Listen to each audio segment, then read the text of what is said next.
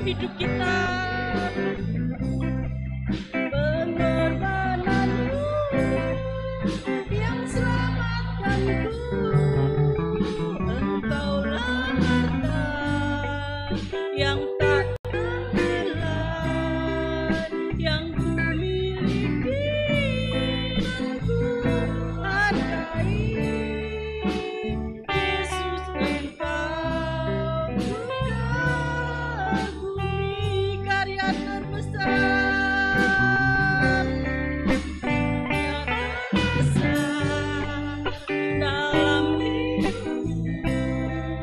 Pengorbananmu yang selamatkanku, Engkaulah harta yang tak ternilai yang ku miliki dan ku hargai.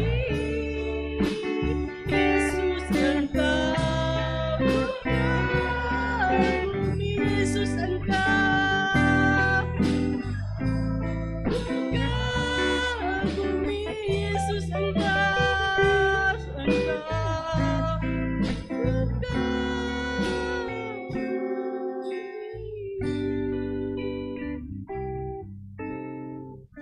dengan kasih Kristus, Ibu Ita pimpin doa pembukaan.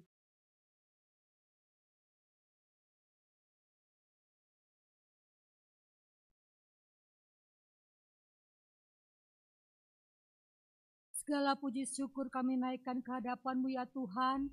Terima kasih kalau kami umat-Mu Tuhan boleh datang beribadah ke rumah-Mu. Kami sadari ini semua adalah anugerah Tuhan yang terbesar. Terima kasih Tuhan, kami rindu saat ini memuji membesarkan nama Tuhan. Biarlah Engkau Tuhan bertahta di atas puji-pujian kami. Mari Roh Kudus, Engkau bekerja di dalam hati kami, khususnya ya Bapa. Terima kasih Tuhan, kami serahkan ibadah kami ini hanya di dalam nama Tuhan Yesus Kristus. Haleluya. Amin. Maaf, saya persilakan duduk. Kita mau menyanyikan pujian yang girang-girang. Kita menyanyikan dengan Yesusku berjalan setiap hari.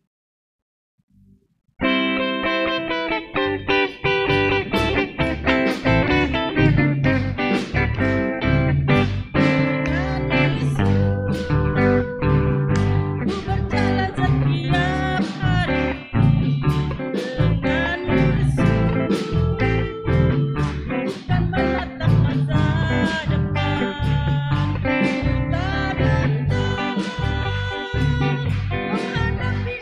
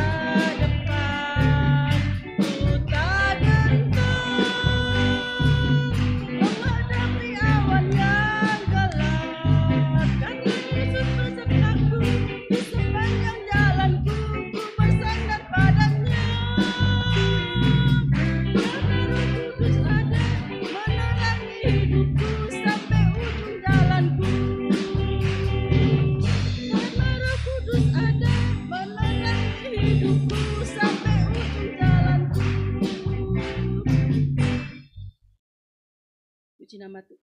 Puji nama Tuhan.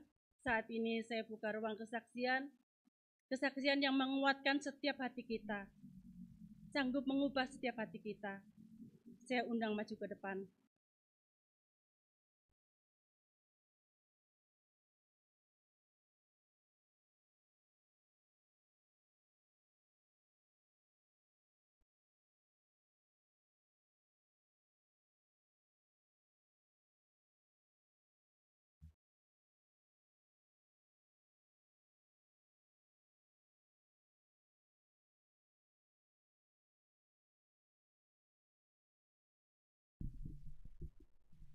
Shalom, Iya. salam sejahtera. Saya mau menyaksikan kebaikan Tuhan untuk hari ini karena hari ini adalah hari ulang tahun saya ke-16.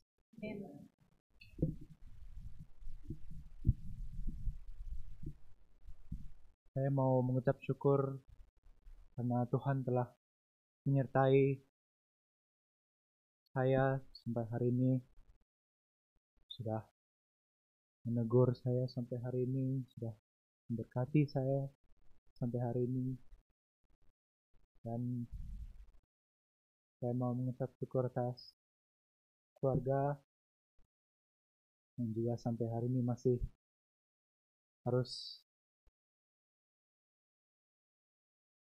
menangani anak yang siloi seperti saya. Dan saya terima kasih atas segala doa, atas segala kasih yang saya sudah dapat sampai hari ini. Ya, rasanya kaget ya, kok udah umur 16, udah 2 tahun lagi kuliah, jadi benar-benar cepat.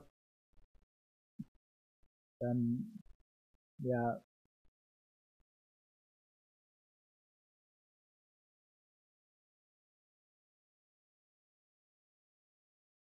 pokoknya ya, sedih dikit ya,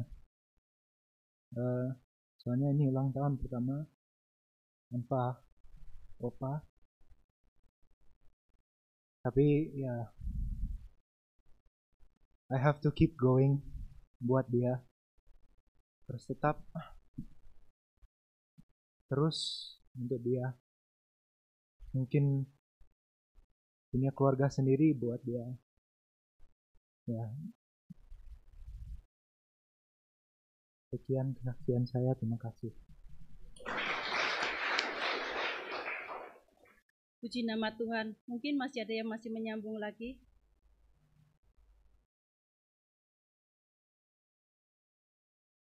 Baiklah, jemaat, saya undang bangkit berdiri. Kita menyanyikan tiada nama selain nama Yesus.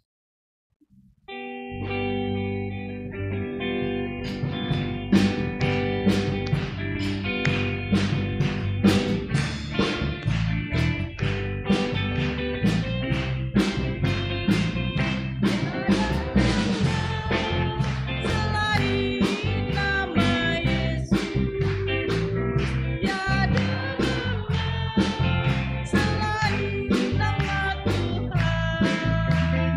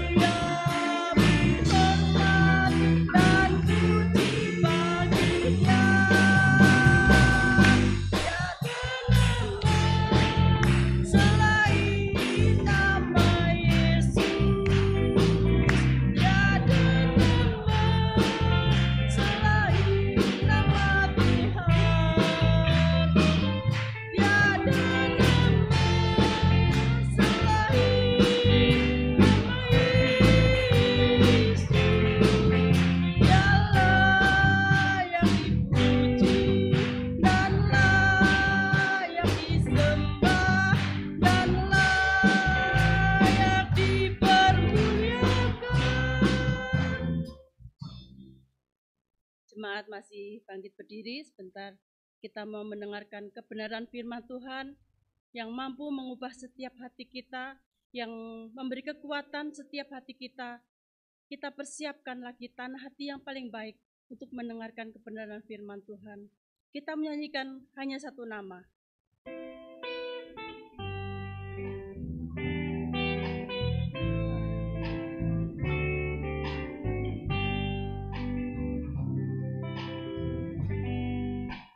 Bila hati kita lemah tak berdaya,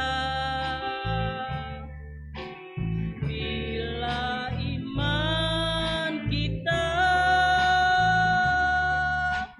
bagai tembok roboh, hanya ada satu harapan yang pasti, harapan yang pasti, agung dan perkasa sampai selamanya. Hanya satu nama, hanya satu nama.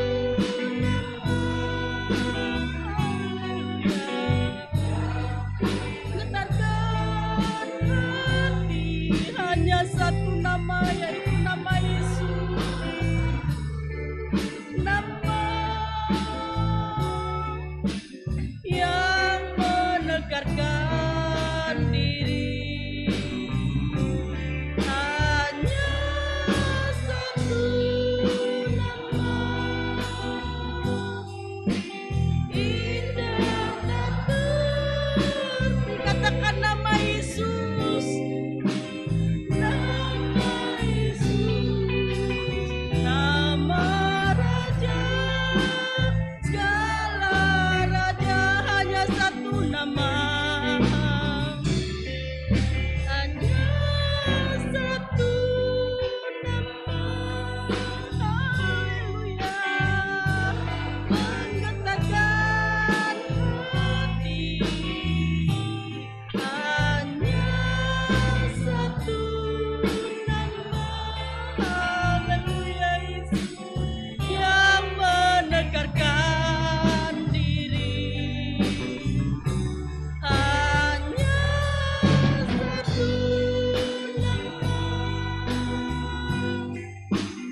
indah tak terperi, nama Yesus, nama Raja, segala raja. Dengan kasih Kristus, Ibu Helga Awandatu pimpin doa buat firman Tuhan.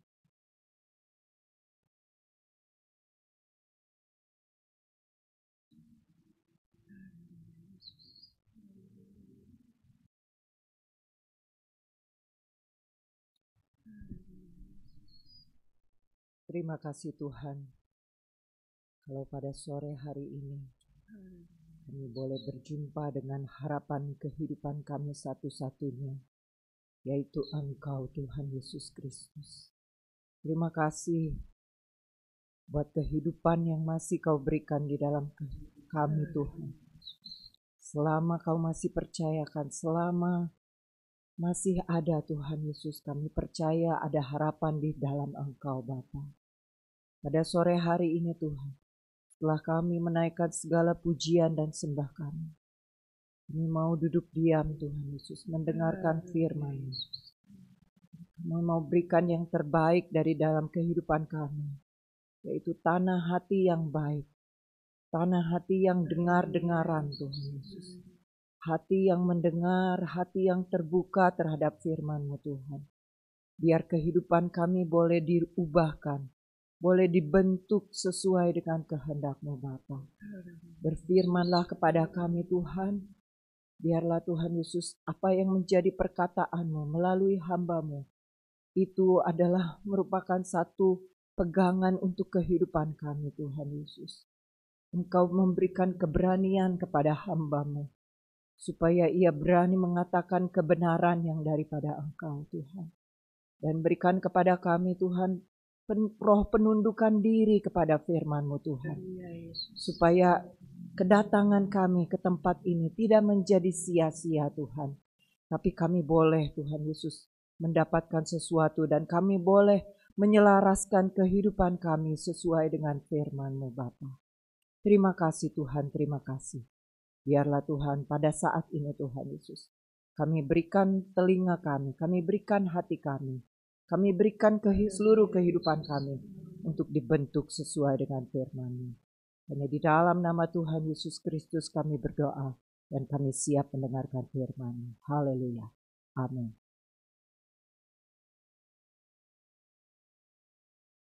Firman Tuhan akan dilayani oleh Bapak Pendeta Nemo Bahari. Saya persilahkan.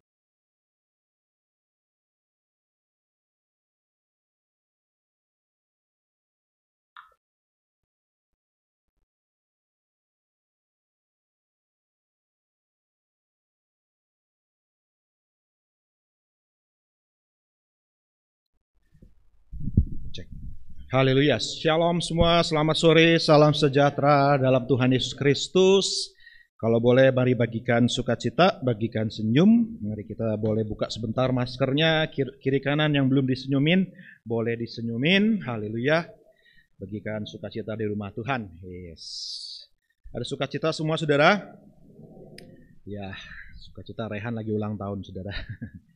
16 tahun. Oke, mari kita akan masuk di dalam tema yang baru, Bapak Ibu. Dalam bulan ini, dari Ibu Gembala, kita akan mempelajari tema tentang berharap kepada Tuhan. Kita mau fokus tentang betapa sebagai anak Tuhan kita diajar untuk selalu berharap kepada Tuhan. Tentunya Bapak Ibu, dalam segala hal dalam hidup ini, saya yakin kita semua punya harapan-harapan, bukan? Kita punya kerinduan-kerinduan, kita punya keinginan-keinginan yang kita harapkan terjadi. Saya yakin dalam segala hal yang kita kerjakan, kita melakukannya salah satu alasannya adalah karena kita punya harapan. Contohnya Bapak Ibu datang sore hari ini ibadah, datang untuk cari Tuhan, tentunya pasti datang dengan sebuah pengharapan, datang dengan sebuah kerinduan, datang dengan sebuah keinginan, datang dengan sebuah hal yang saudara ingin ekspektasi, saudara ingin dapatkan, saudara ingin temukan, saudara ingin terima dari ibadah pada sore hari ini. Dan tentunya dalam segala hal saya yakin kita berusaha lakukan apapun untuk memenuhi harapan kita. Dan sore ini kita akan melihat bahwa Tuhan memang ingin kita selalu penuh dengan pengharapan dan berharap hanya kepada Tuhan saja. Dan saya akan mengajak kita membuka Ibrani pasal yang ke-6 menjadi ayat kunci kita, menjadi ayat acuan kita, ayat pokok kita, Ibrani pasal yang ke-6. Mari kita akan membaca bersama-sama saudaraku dari ayat yang ke-11 sampai kepada ayat yang ke-20. Kita akan baca dengan suara yang nyaring dari Ibrani 6 ayat 11 sampai ayat 20. Jika Bapak Ibu sudah dapat, mari sama-sama dengan saya 2, 3. Tetapi kami ingin supaya kamu masing-masing menunjukkan kesungguhan yang sama untuk menjadikan pengharapanmu suatu milik yang pasti sampai pada akhirnya, agar kamu jangan menjadi lamban, tetapi menjadi penurut-penurut mereka yang oleh iman dan kesabaran mendapat bagian dalam apa yang dijanjikan Allah. Sebab ketika Allah memberikan janjinya kepada Abraham, ia bersumpah demi dirinya sendiri, karena tidak ada orang yang lebih tinggi daripadanya. Katanya, sesungguhnya aku akan memberkati engkau berlimpah-limpah dan akan membuat engkau sangat banyak. Abraham menanti dengan sabar, dan dengan demikian ia memperoleh apa yang dijanjikan kepadanya. Sebab manusia bersumpah demi orang yang lebih tinggi, dan sumpah itu menjadi suatu pengokohan baginya yang mengakhiri segala bantahan. Karena itu, untuk lebih meyakinkan mereka yang berhak menerima janji itu akan kepastian putusannya, Allah telah mengikat dirinya dengan sumpah, supaya oleh dua kenyataan yang tidak berubah-ubah, tentang mana Allah tidak mungkin berdusta, kita yang mencari perlindungan beroleh dorongan yang kuat untuk menjangkau pengharapan yang terletak di depan kita. Pengharapan itu adalah sauh yang kuat dan aman bagi jiwa kita yang telah dilabuhkan sampai ke belakang tabir, di mana Yesus telah masuk sebagai perintis bagi kita ketika Ia menurut peraturan Melkisedek menjadi imam besar sampai selama-lamanya. Yang setuju katakan amin, saudaraku. Puji Tuhan. Kita mengamenkan perkataan firman Tuhan, kita membacakan perkataan firman Tuhan karena ada berkat ketika kita memperkatakannya, saudara ya. Jadi saudara, kita akan melihat di sini yang pertama saya berikan judul khotbah adalah bagaimana pengharapan itu menjadi sauh, menjadi jangkar bagi jiwa kita. Bapak Ibu, saya percaya kita semua tahu apa itu sauh, apa itu jangkar. Saya yakin kita setidak-tidaknya memiliki gambaran apa fungsi dari yang namanya jangkar bagi sebuah kapal, sauh bagi sebuah kapal, saudaraku ya. Tentunya kita bisa lihat kalau saudara ke laut, ke pantai, saudara atau ke sungai, ke danau, saudara melihat kenapa perahu bisa tetap berada di tempatnya, kenapa sebuah kapal besar maupun kecil, kapal tanker, sampan, saudaraku, kalau dia ditambatkan, kalau sauhnya diturunkan, maka dia nggak akan kemana-mana. Tapi kalau dia tidak ada jangkar, kalau dia tidak ada sauh, saudaraku, dia lupa turunkan jangkar atau sauhnya, maka jangan heran saudara tinggalkan sore ini, besok pagi saudara ke tempat yang sama, saudara cari saudara punya perahu, saudara punya kapal, mau besar mau kecil, saudaraku, kalau dia ada di bawah namanya laut atau di sungai, saudara nggak usah heran, saudara cari di sana kok dia sudah nggak ada. Ataupun kalau ada dia sudah terdampar di darat karena didorong oleh arus, dia karam di daratan, terdorong oleh air. Dan demikian juga dengan pengharapan, saudara. Kalau kita tidak menaruh pengharapan kita tidak punya harapan dalam hidup ini, maka diilustrasikan di sini hidup kita pun juga satu, bisa karam. Dua, kalau tidak karam dia akan hanyut, terombang-ambing oleh arus. Bisa hilang, saudaraku. Sudah tidak ada arahnya lagi kemana kapal tersebut. Jadi penulis Ibrani di sini, saudara, firman Tuhan di sini mengilustrasikan dengan begitu luar biasa indahnya bagaimana pengharapan itu sangat penting, sangat bermanfaat, sangat berguna khususnya bagi jiwa. Ya. Emosional, psikologis kita, ketentraman batin kita, saudara. Kalau kita tidak punya pengharapan, kalau tidak punya kekuatan di dalam harapan kita dari Tuhan, maka hidup kita entah akan terombang-ambing, gak jelas mau kemana, saudara, hidupnya gak tentu, gak pasti, terbawa oleh arus ke sini, ke sana, ya saudara ya. Atau lebih parah lagi akhirnya karam, putus asa, hilang harapan, dan akhirnya ujung-ujungnya saudaraku patah semangat dan ya hidupnya pun karam. Karena dari itu saudara, Tuhan mau kita pada sore hari ini mulai menyadari bahwa di dalam Dia ada pengharapan, saudara. Bahkan nama lain daripada Yesus sendiri dalam Alkitab, dalam terjemahan Perjanjian Baru dikatakan Yesus itu adalah pengharapan kita. Pengharapan kita itu adalah seorang pribadi Yesus yang menjadi dasar kekuatan bagi jiwa kita di tengah badai, di tengah situasi apapun, pasang surut, arus keras, tiup angin dan sebagainya. Kalau kita punya pengharapan, hidup kita akan stabil dan kuat.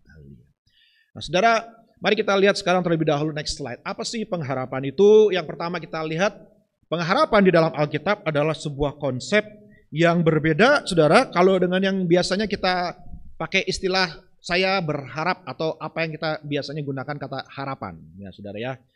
Contohnya, ya saya harap besok cuacanya baik, ya saudara ya.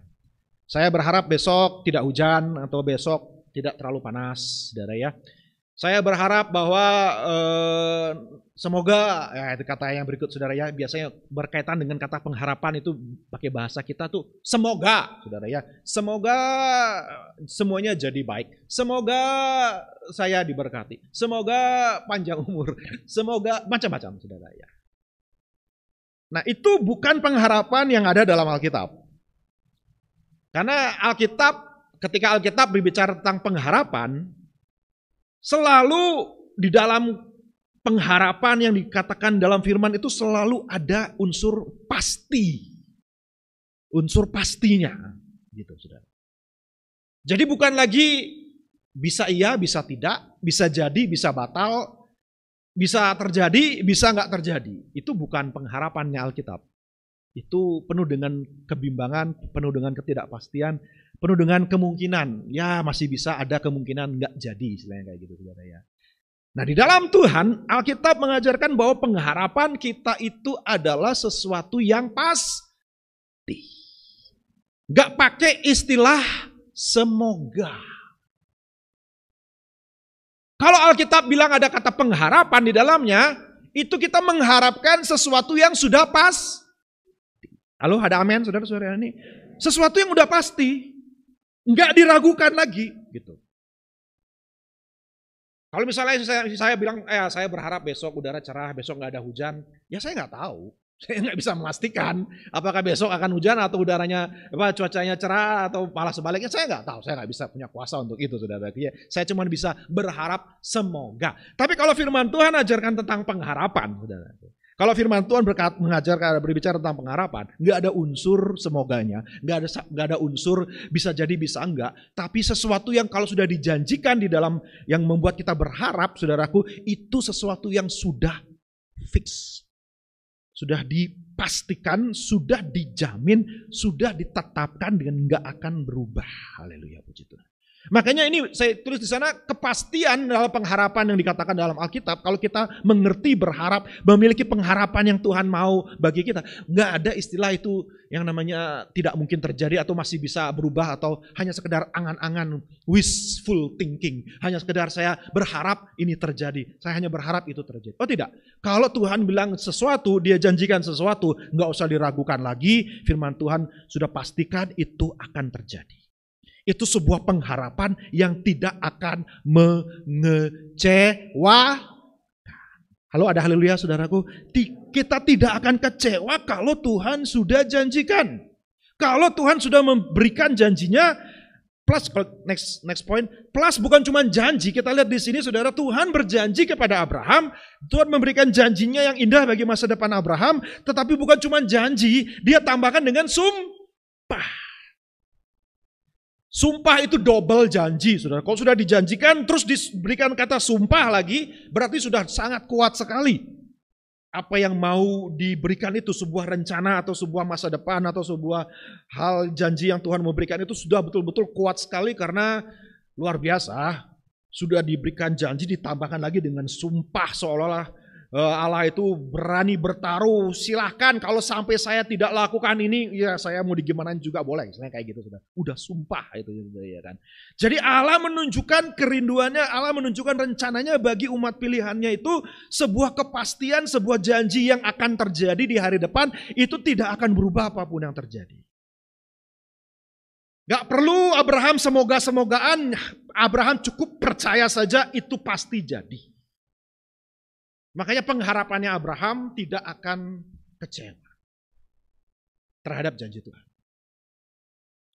Ayat 16 kembali kita perhatikan di sana saudara. Sebab manusia bersumpah demi orang yang lebih tinggi, sumpah itu menjadi satu pengokohan baginya yang mengakhiri segala bantahan. Gak ada yang bisa mencari celah, gak ada yang bisa membantah, membatalkan, gak ada yang bisa mengubah apa yang sudah dijanjikan itu. Kalau sudah janji ditambah dengan sumpah lagi. Ayat selanjutnya, karena itu untuk lebih meyakinkan mereka yang berhak menerima janji itu akan kepastian. Tuhan sudah memutuskan, Tuhan sudah berjanji, Tuhan sudah memutuskan dalam hati yang hendak memberkati Abraham supaya makin kuat, maka janji itu Allah telah mengikat dirinya dengan sumpah. Jadi pengharapan yang Tuhan mau berikan, janji yang Tuhan mau berikan buat saudara, karena kita selalu mengharapkan sesuatu yang belum kita miliki. Kita berharap sesuatu yang baik yang ada di depan kita, dan itu disebut sebagai janji dari Tuhan. Nah, kalau kita berharap kepada janji Tuhan, saudara, satu hal yang pasti, Tuhan tidak akan pernah sekalipun bohong dengan janjinya. Ada 3 unsur yang menguatkan di sini. Yang pertama, dia berjanji. Yang kedua, dia bersumpah. Yang ketiga, siapa dulu yang berjanji, yang sumpah itu? Ya, kita bisa kalau sama manusia, sesama orang lain, saudara ya. Dia sudah janji sama saya. Udah gitu dia udah sumpah lagi sama saya. Oke dah, saya percayalah. Dia udah janji, udah gitu sumpah lagi. Tapi saudara ingat, masih ada faktor yang ketiga. Faktor orangnya dulu. Siapa dulu yang berjanji? Siapa dulu yang bersumpah? Makanya firman Tuhan bilang di sini ayat 18, supaya oleh 2 kenyataan yang tidak berubah-ubah. 2 kenyataan, janji dan sumpah. Nggak akan berubah. Bukan cuma itu juga, tentang mana Allah tidak mungkin atau tidak bisa berdusta. Siapa yang berjanji? Allah. Apakah Allah bisa bohong dengan janjinya? Siapa bilang Allah bisa melakukan segala hal? Ada hal-hal yang Allah tidak bisa lakukan, dan salah satunya Allah tidak bisa bohong. Amin, saudara. Tuhan tuh gak bisa bohong-bohongan sama kita, dia gak pernah bisa bohong. 1, dia gak bisa bohong. 2, dia gak bisa menipu dirinya sendiri. Dia Allah ya dia Allah. Mau gimana juga dia mau pura-pura, dia gak bisa. Dia adalah Allah. Dia gak pernah bisa menyangkali dirinya sendiri. Dan dia gak bisa bohong karena dia adalah Allah yang penuh dengan kebenaran, Allah yang gak pernah berbohong, Allah yang gak pernah ngomong A tapi maksudnya B, enggak, dia ngomong A ya B, saudaraku. Maka saudara, ketika dia berjanji, ketika dia yang berjanji, dianya saja itu sudah, kalau udah lihat pribadinya saja udah pasti yakin. Apalagi kalau dia udah janji, waduh luar biasa. Ditambah sumpah lagi, wah 3, triple kepastian dari pengharapan saudara saya dan saya di dalam Tuhan. Haleluya. Nggak bisa berubah. Dan itulah pengharapan yang saudara dan saya miliki di dalam Tuhan. Kalau kita berharap sungguh-sungguh kepada janji Tuhan, saudaraku, percayalah Tuhan pasti lakukan apapun yang Dia janjikan. Walaupun kelihatannya jauh dari apa yang dijanjikan. Walaupun situasi, walaupun keadaan, Abraham loh, udah tua baru terima janji punya anak. Udah gitu bukan langsung dapat lagi, ditambah tua lagi 25 tahun lagi. Baru janjinya digenapi. Kalau cuma mau lihat pakai apa yang dilihat oleh mata, kalau mau pakai kenyataan, faktor kenyataan, logika, apa yang ada di depan mata, janji Tuhan mustahil. Wah, tidak ada dasar untuk berharap, kata Ibrani dalam pasal yang ke-11. Walaupun tidak ada dasar untuk berharap, tapi karena Abraham kenal siapa yang janji, Abraham tahu Allah yang berjanji, maka dia tetap berharap walaupun mustahil. Harapannya tidak putus, walaupun kenyataan bertentangan dengan apa yang dia harapkan. Harapannya tidak pupus, harapannya tidak hilang, walaupun apa yang dia alami, yang dia lihat kenyataan tubuhnya bukan tambah muda, dia tambah tua, apalagi istrinya, saudaraku, yang harus mengandung. Waduh. Tapi inilah sudah dikasih Tuhan, inilah pengharapan yang Tuhan mau ajarkan bagi kita untuk kita miliki, bahwa kita boleh terbatas oleh segala keterbatasan dalam dunia ini, buat Tuhan tidak terbatas. Haleluya. Pengharapan kita di dalam Dia itu adalah sesuatu yang pasti. Bilang sama kiri kanan, saudaraku, pengharapanmu itu pasti. Saudara bilang, saudara. Ada iman sore hari ini, saudaraku? Apa yang saudara harapkan yang berdasarkan janji Tuhan? Ya Pak Pendeta, ya Pak Khotbah, tapi, ya semoga. Enggak ada tapi, enggak ada semoga. Enggak pakai tapi, enggak pakai semoga. Itu bukan, kita belum mengerti artinya kita berharap sama Tuhan kalau seperti itu. Kalau kita masih berpikir bahwa Tuhan itu dibatasi oleh situasi dan kenyataan yang kita alami sehari-hari dalam hidup ini. Dan Tuhan tunduk juga dengan segala kelemahan dan kekurangan yang ada di sekeliling kita. Tuhan juga nggak bisa berbuat apa-apa. Ya, nggak usah heran. Tapi Tuhan, Dia betul-betul luar biasa. Sengaja, saya yakin Tuhan sengaja pilih Abraham yang sudah tua, terus ditambah tua lagi baru digenapi, supaya Tuhan mau menunjukkan buat dia betul-betul tidak ada yang mustahil. Lihat itu. Supaya orang benar-benar percaya gitu. Ternyata iya ya, berharap sama Tuhan itu nggak akan kecewa. Berharap sama Tuhan itu pasti jadi. Nah, coba kita lihat ayat yang terkenal, saudara bisa taruh pembatas di Ibrani pasal yang ke-6. Kita lihat Ibrani pasal yang ke-11, hubungan antara pengharapan dengan iman. Saudara tidak asing lagi dengan ayat yang terkenal ini, saudaraku, ya, tentang iman. Ibrani 11 ayat yang pertama bunyi firman Tuhan, iman adalah dasar dari segala sesuatu yang kita apa, saudara? Harapkan. Jadi antara pengharapan dengan iman itu dua hal yang sangat berkaitan walaupun mereka masing-masing beda. Iman bukan pengharapan, pengharapan bukan iman, tetapi dua-duanya pasti saling bekerja sama, pasti saling terkait, saudaraku ya. Orang yang punya iman, pasti dia punya pengharapan. Selama orang masih berpengharapan, berarti dia masih juga punya iman. Iman kita kelihatan dari apakah kita masih punya harapan atau tidak.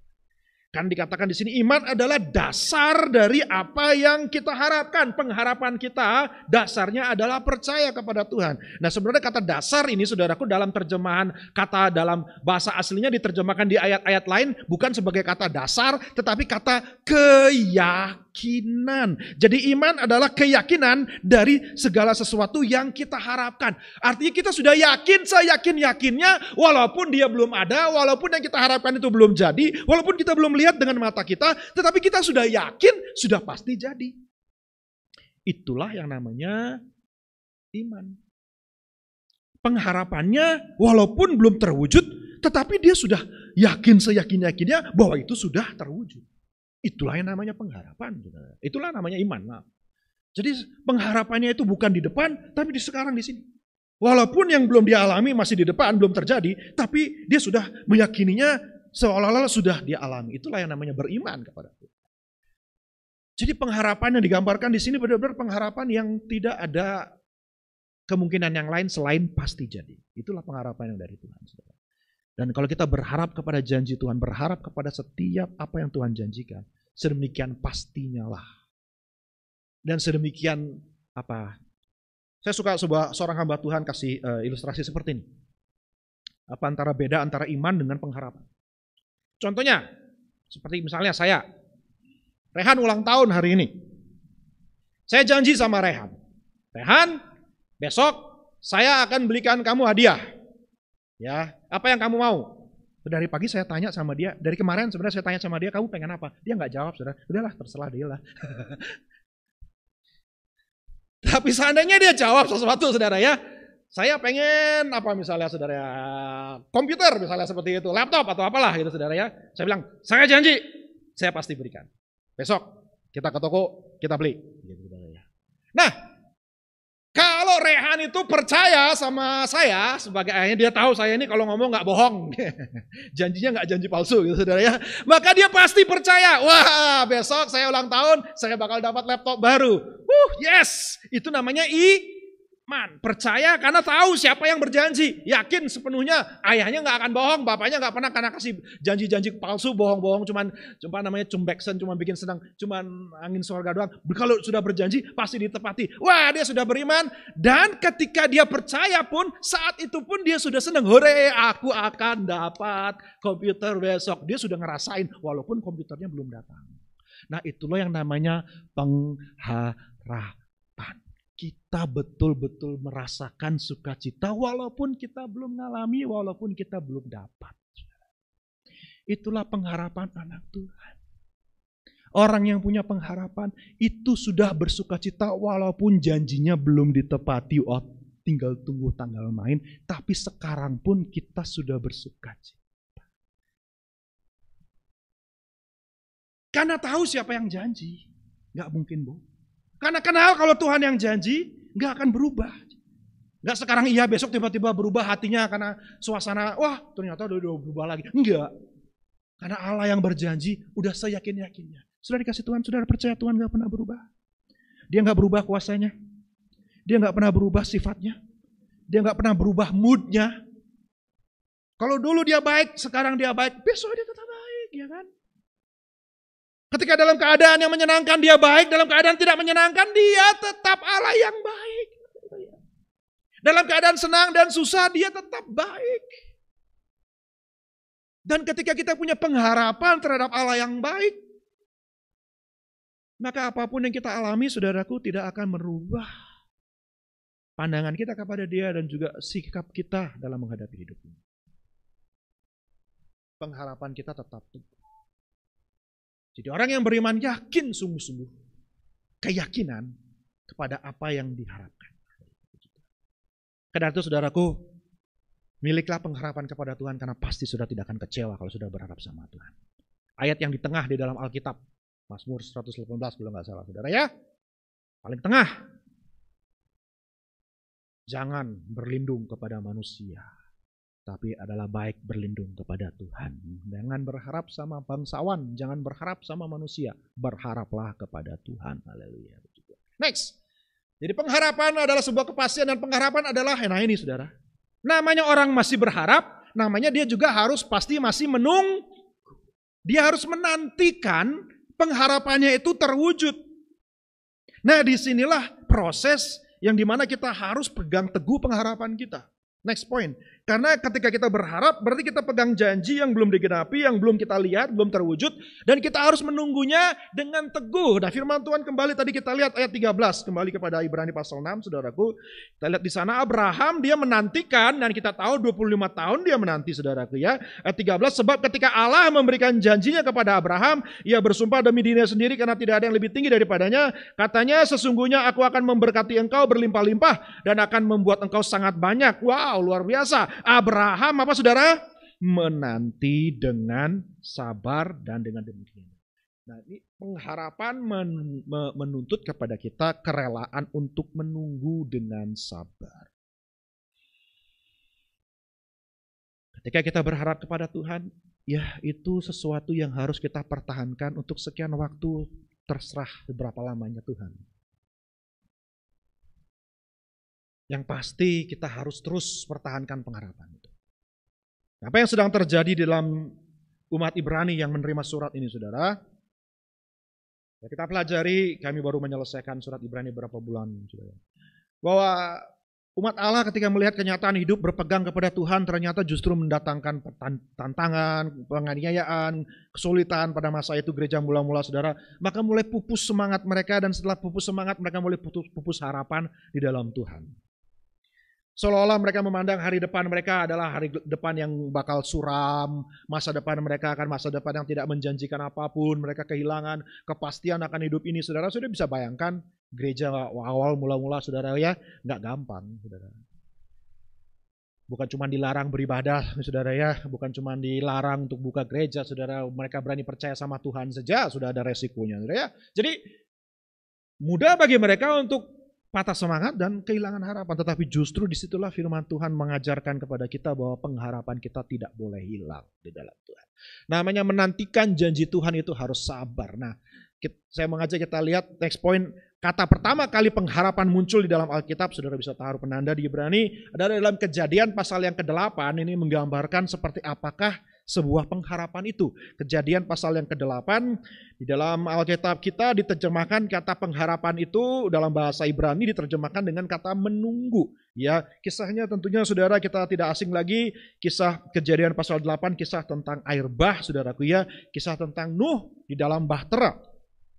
Saya baca ayat yang ke-6 saudara. Sesudah lewat 40 hari maka Nuh membuka tingkap yang dibuatnya pada bahtera itu, lalu ia melepaskan seekor burung gagak. Dan burung itu terbang pulang pergi sampai air itu menjadi kering dari atas bumi. Kemudian dilepaskannya seekor burung merpati untuk melihat apakah air itu telah berkurang dari muka bumi. Tetapi burung merpati itu tidak mendapat tempat tumpuan kakinya dan pulanglah ia kembali mendapatkan Nuh ke dalam bahtera karena di seluruh bumi masih ada air. Lalu Nuh mengulurkan tangannya, ditangkapnya burung itu dan dibawanya masuk ke dalam bahtera. Ia menunggu 7 hari lagi, kemudian dilepaskannya pula burung merpati itu dari Batra.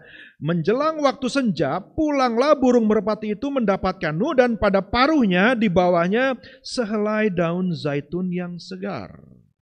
Dari situ diketahui Nuh bahwa air itu telah berkurang dari atas bumi. Perhatikan ayat 12. Selanjutnya, diharapkannya, dalam bahasa aslinya juga berarti diharapkannya pula 7 hari lagi. Ditunggu 7 hari lagi, kemudian dilepaskan burung merpati itu, tetapi burung itu tidak kembali lagi kepadanya. Berarti air sudah surut. Janji Tuhan sudah digenapi. Jadi gambarannya di sana seperti Nuh, saudara. 150 hari, lihat cuman air tok. Habis semua yang pernah dikenal, yang pernah dipahami, yang pernah dipandang oleh Nuh, hilang semuanya, tertutup. Binasa oleh air 150 tahun, hidup tidak ada kepastian, hidup tidak ada, saudaraku, hal yang berbeda, cuman air, gelombang, naik turun, 150 hari di dalam Batra yang sama. Nah, bisa bayangkan kayak bagaimana rasanya, monotonnya seperti apa, begitu terus, dan dia cuman punya janji dari Tuhan, Tuhan pasti akan menolong. Tes kirim burung gagak cuman bolak-balik enggak kemana-mana. Tes kemudian kirim burung merpati pergi, balik, pulang lagi, berarti masih belum digenapi janjinya. Tapi begitu 7 hari dia lepaskan merpati, dia hanya bawa sepotong daun zaitun saja. Hanya bawa bukti kecil saja bahwa janji Tuhan itu ya dan amin. Tuhan gak bohong. Walaupun sudah sekian lama kelihatannya gak ada perubahan, 150 hari, air melulu. Tapi ketika burung merpati mulai pulang bawa pohon zaitun, Nuh tahu pasti janji Tuhan ya dan amin. Apapun yang dia lihat selama 150 hari pasti akan berakhir. Bumi akan kembali pulih. Air bah yang gak pernah dilihat oleh manusia sepanjang zaman, saudaraku. Sampai puncak-puncak gunung pun tertutup. Saudara bayangkan itu tingginya seperti apa itu bah. Gak kebayang, saudara, baru mereka, bagaimana Nuh bisa mengerti, bisa percaya, aduh masa iya bisa kembali lagi. Dan toh, ya dan amin. Cukup sepotong daun zaitun saja. Nuh sudah mengerti, Tuhan itu ya dan amin. Dia berharap 7 hari lagi. Dia tunggu lagi 7 hari. Saudara dikasih Tuhan. Mungkin saudara punya janji dari Tuhan. Belum melihat kenyataannya. Baru sepotong kecil. Pegang itu baik-baik. Itu dasar, itu bukti bahwa Tuhan tuh gak bohong sama saudara. Mungkin 150 harinya saudara, bagi Nuh itu buat saudara 150 minggu, saya gak tahu berapa lamanya. Yang pasti kalau Tuhan janji, di dalam dia pengharapan kita tidak akan hilang. Haleluya. Pasti terjadi. Ada amin semua saudaraku? Itulah pengharapan di dalam Tuhan. Next, saya mau cepat.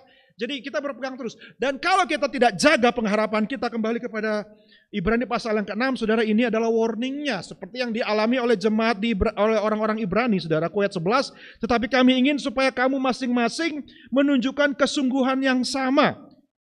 Eagerness, semangat yang sama untuk menjadikan pengharapanmu suatu milik yang pasti sampai pada akhirnya. Ya benar juga sih, ternyata harapan itu bisa sirna, saudara, kalau tidak dijaga. Walaupun yang berjanji itu ya dan amin pasti, tapi kitanya ini mampu nggak menjaga pengharapan kita, apalagi di tengah situasi yang sangat bertentangan dengan janji Tuhan. Mampu nggak kita pegang janji Tuhan itu dan tidak putus asa dan menyerah? Ini dia, saudara, tantangannya. Kita harus berusaha sungguh-sungguh. Dikatakan tadi menunjukkan kesungguhan yang sama untuk menjadikan pengharapanmu milik yang pasti. Dan kemudian agar kamu jangan menjadi lamban, slothful, jangan jadi malas, bermalas-malasan. Karena sudah putus, biasanya orang yang udah patah semangat, orang yang sudah nggak ada gairah lagi, biasanya semuanya dikerjakan dengan asal-asalan. Nggak ada semangat lagi, udah jadi lamban, jadi malas. Bangun lagi, kerja lagi, berusaha lagi, gitu aja lah. Sudah nggak ada.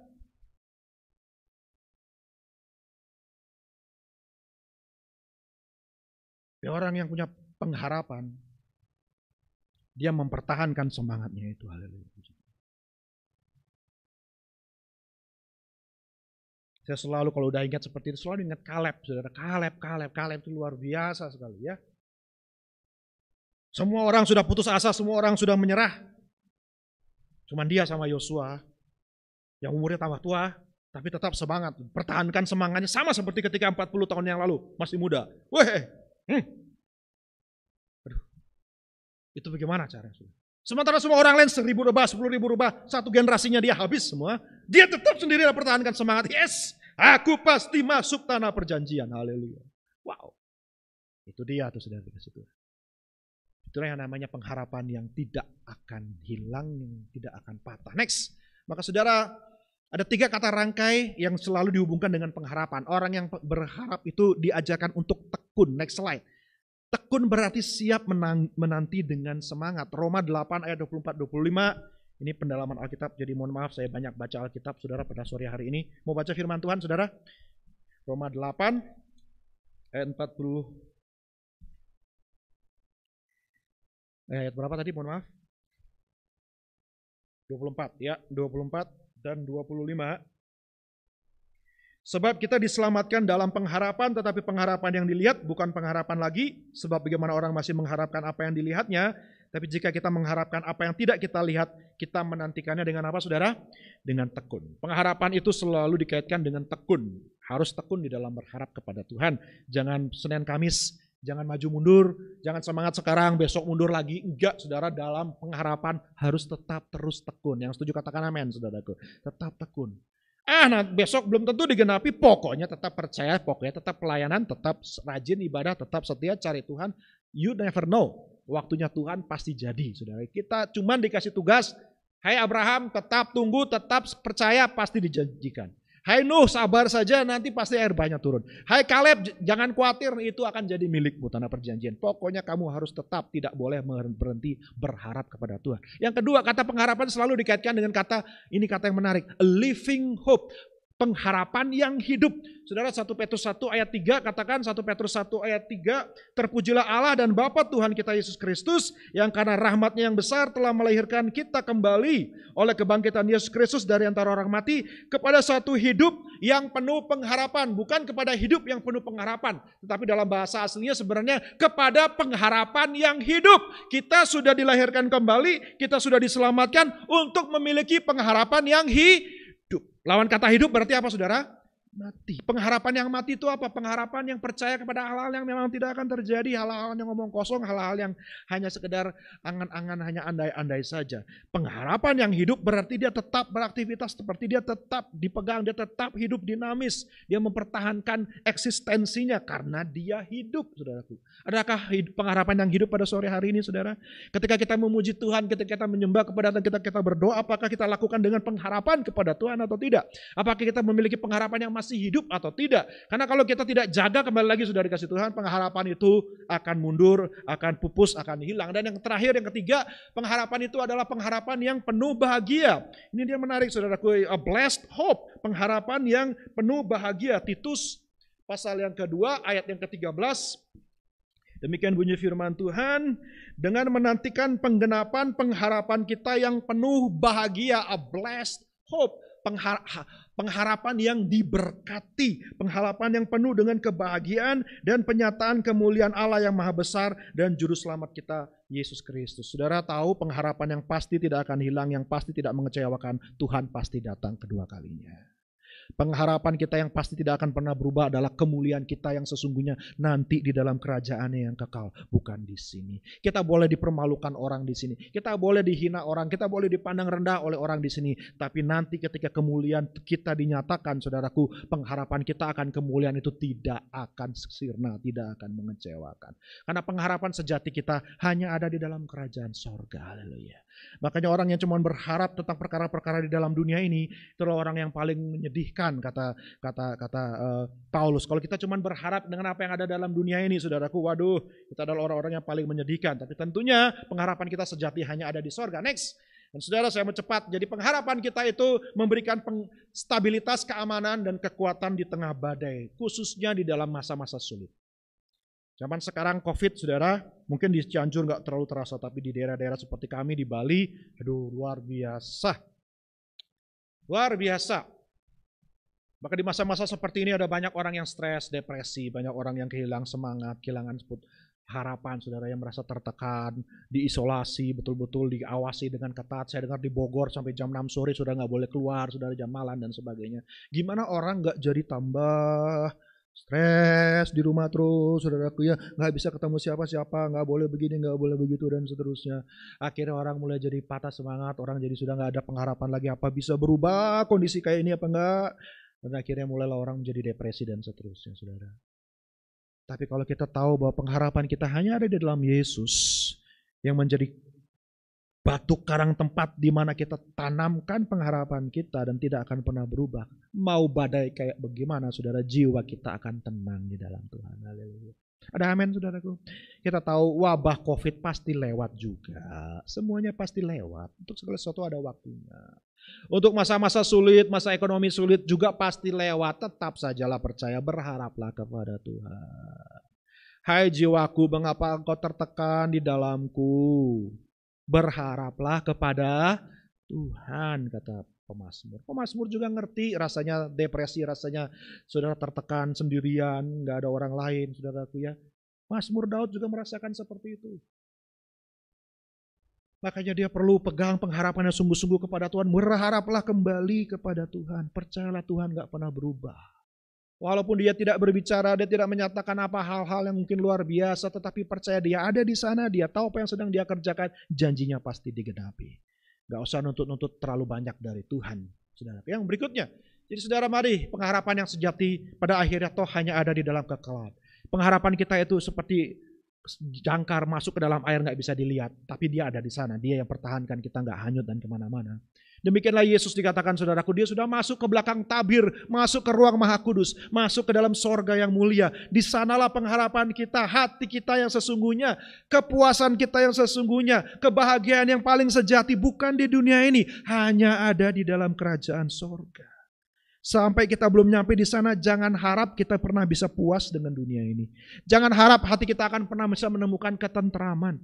Sebelum kita sampai di rumah kita, sebelum kita sampai di mana Yesus berada, sudah dikasih Tuhan, kita harus siap tetap menangis, menderita, pikul salib, masih harus siap untuk mengalami begini, begitu dalam dunia ini. Namanya juga orang yang masih hidup. Kalau nggak mau seperti itu ya jangan hidup.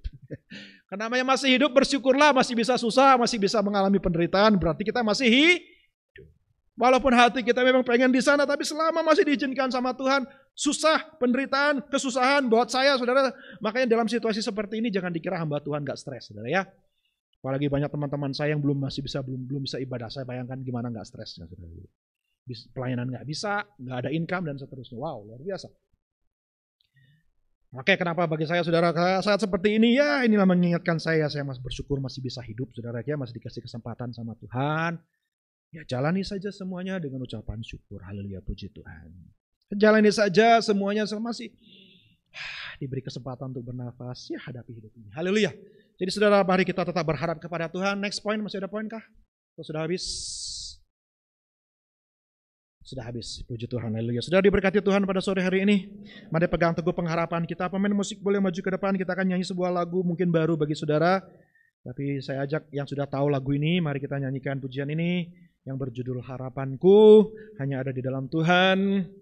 Kita percaya di dalam Dia kita akan tenang. Mari bangkit berdiri sama-sama. Haleluya.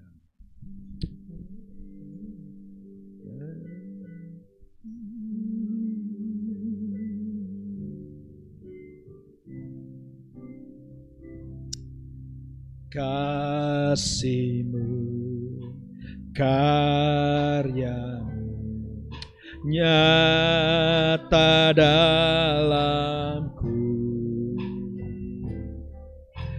Kau pegang hidupku dalam tangan-Mu. Darah-Mu, salib-Mu tebus hidupku. Nama-Mu berkuasa, sanggup bangkitkan.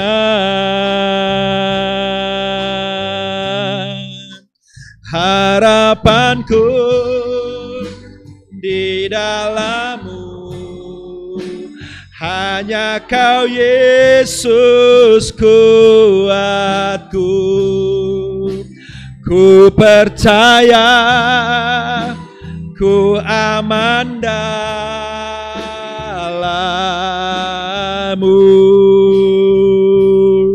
Harapanku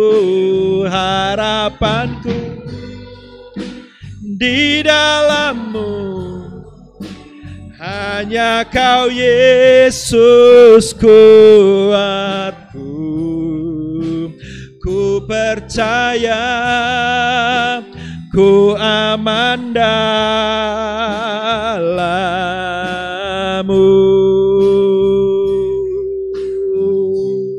Katakan kasih-Mu Tuhan, kasih-Mu, karya-Mu nyata dalamku. Kau pegang hidupku.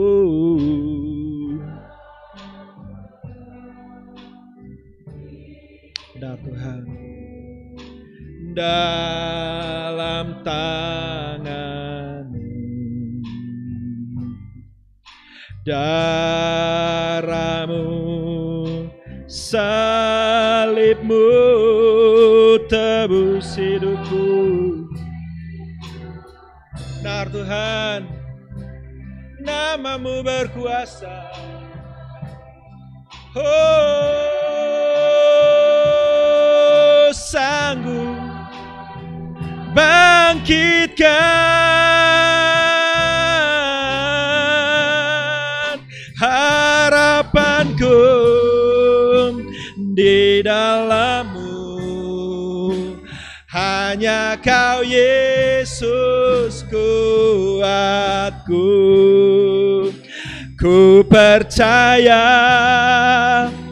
ku aman dalam-Mu.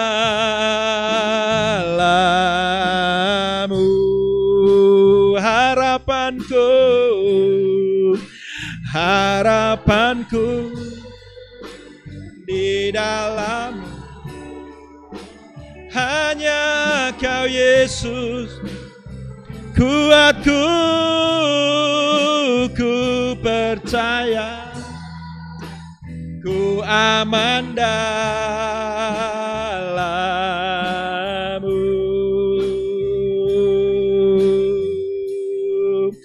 Ku percaya. Yes. Ku percaya ku aman dalam-Mu Tuhan.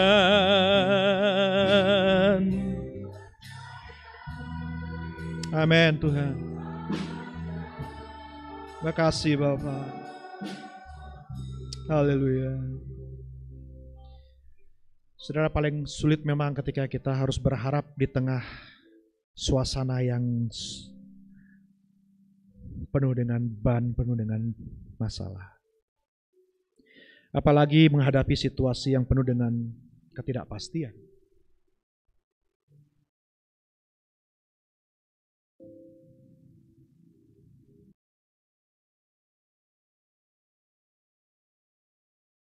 Tapi orang yang penuh dengan pengharapan, dia penuh dengan semangat dan sukacita. Walaupun berhadapan dengan orang-orang yang pesimis, dengan orang-orang yang negatif, orang-orang yang hanya bisa melihat yang kurang dan jelek setiap kali. Tapi orang yang punya pengharapan, dia tidak memperdulikan apa kata orang, dia lebih memperdulikan apa kata Tuhan. Dan lebih pegang janji Tuhan daripada kata-kata manusia dan penilaian manusia. Terlalu banyak kali kita membiarkan orang lain yang mendikte hidup kita, mengatur siapa kita. Terlalu banyak kali kita membiarkan apa kata orang yang menentukan bagaimana kita bersikap dan bertingkah laku. Satu hal yang saya percaya, saudara, apa kata manusia pasti berubah, kata-kata Tuhan tidak pernah berubah. Kalau Tuhan bilang saya diberkati, saya pasti diberkati. Kalau Tuhan bilang saya akan bertambah banyak, saya pasti bertambah banyak. Kalau Tuhan bilang saya akan memiliki bumi, maka saya pasti akan memiliki bumi, seperti janjinya. Abraham tidak pernah putus asa, dia tidak pernah membiarkan kenyataan memupuskan harapannya. Dia tidak membiarkan kata orang dan tingkah laku orang dan semua sikap orang terhadap dia menghentikan keyakinan untuk percaya bahwa dia adalah orang yang diberkati oleh Tuhan. Sahabat saudari, suasana apapun yang sedang saudara alami sore hari ini saat ini, berharaplah kepada Tuhan. Jangan biarkan jiwamu tertekan. Jangan biarkan suasana mempengaruhi psikologismu, mempengaruhi suasana hatimu. Jangan biarkan perasaanmu yang menguasai isi hatimu. Jangan jadi orang yang terlalu baper dalam hidup ini, saudaraku. Karena kita tidak hidup oleh perasaan, kita hidup oleh iman dan pengharapan kepada Tuhan. Mari berhenti jadi orang yang terlalu mengikuti perasaan dan kata hati. Mari boleh belajar jadi orang yang pegang teguh janji Tuhan dan berharap terus kepada Tuhan. Jangan biarkan dunia ini membawa saudara hanyut. Percayalah, jangkarmu, sauhmu ada jauh di dalam kerajaan sorga yang tidak akan membiarkan engkau hanyut dan tidak akan engkau membiarkan engkau terkaram kapal dalam pengiringanmu kepada Tuhan. Saudara yang berbeban berat saat ini, angkat tangan di hadapan Tuhan dan saya mau berdoa buat saudara. Bapak, engkau melihat setiap tangan yang diangkat. Mungkin ada yang harapannya sedang mengalami harapan yang hampir hilang ya Tuhan. Mungkin situasi yang begitu-begitu saja membuat kami sudah tidak berharap lagi, membuat kami tidak mau lagi percaya, tidak lagi punya gambaran bahwa hari esok akan lebih baik daripada hari ini. Tapi biarlah sore hari ini firman-Mu berbicara lebih dalam lagi lewat pribadi Roh Kudus membuka kepada kami. Bahwa di dalam Tuhan tidak ada yang mustahil. Bahwa air bah pasti surut pada waktunya. Bahwa kami tidak perlu ragukan akan kebaikan Tuhan dan keberadaan Tuhan. Tuhan melihat hidup kami. Tuhan tahu situasi kami. Tuhan tidak buta. Tuhan tidak tuli untuk mendengar doa kami. Tuhan terus tanamkan hati yang penuh dengan pengharapan di dalam umat-Mu Tuhan. Berikan mereka keteguhan iman Tuhan, ketekunan di dalam menantikan janji-Mu ya Tuhan. Sebab kami percaya Tuhan Engkau tidak akan berbohong dan tidak akan kecewakan pengharapan kami Tuhan. Sungguh kami akan sangat berbahagia. Seperti Sarah tertawa melihat anaknya lahir. Seperti Elisabeth tertawa melihat Yohanes Pembaptis lahir. Seperti orang-orang yang dikatakan mandul dan sudah mati umur, pucuk umur, tetapi terus melihat keajaiban Tuhan. Tuhan tetap bisa membuat yang mati bangkit hidup kembali. Terima kasih Tuhan. Inilah pengharapan kami di dalam Engkau Tuhan. Dan sekalipun dunia ini mengecewakan kami, tapi kami tahu pasti pengharapan kami kekal di dalam kerajaan surga. Dan di sana sajalah kami menemukan sentosa dan damai sejahtera kami Tuhan. Bapa, hamba berdoa biar Engkau menguatkan setiap jemaat-Mu di tempat ini, dalam menghadapi hidup ini, dalam menghadapi segala situasi yang dialami Tuhan. Jangan biarkan apapun yang terjadi dalam hidup ini memupuskan semangat dan harapan kami kepada Engkau Tuhan. Kami akan tetap iring Engkau sampai langkah terakhir. Dan kami iring Engkau dengan wajah yang tersenyum, bukan dengan muka yang bersungut-sungut ya Tuhan. Kami mengiring Engkau dengan sukacita di hati kami Tuhan, sampai saat terakhir. Terima kasih Tuhan Yesus, kami percaya Engkau adalah jawaban bagi kami. Sebab Engkaulah harapan kami Yesus. Dalam nama Tuhan Yesus, kami sudah diberkati. Yang percaya katakan, amin. Puji Tuhan, silakan duduk. Saya serahkan kepada Bapak Wakil Gembala.